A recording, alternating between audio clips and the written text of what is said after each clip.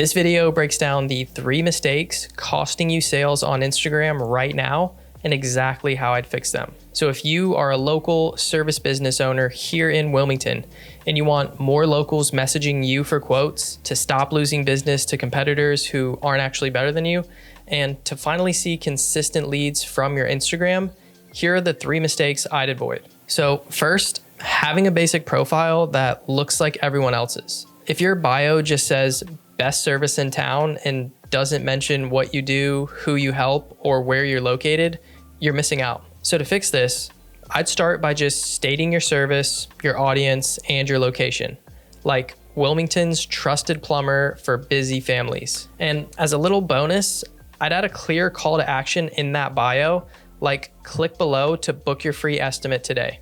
That's it. Mistake number 2 is not showing any proof that you're a real business that can be trusted. And here's the truth.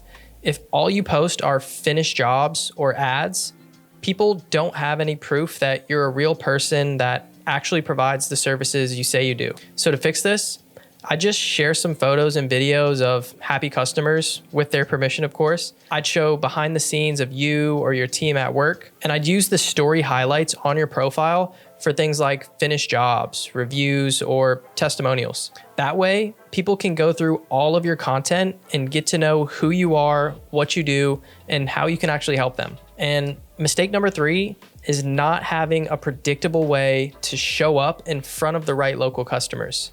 So if your followers aren't in Wilmington or you're not running local ads, you're basically invisible to your best prospects. So to fix this, I'd run a simple local ad targeting Wilmington and the surrounding areas that you service. I'd just use a short video to call out my ideal customer.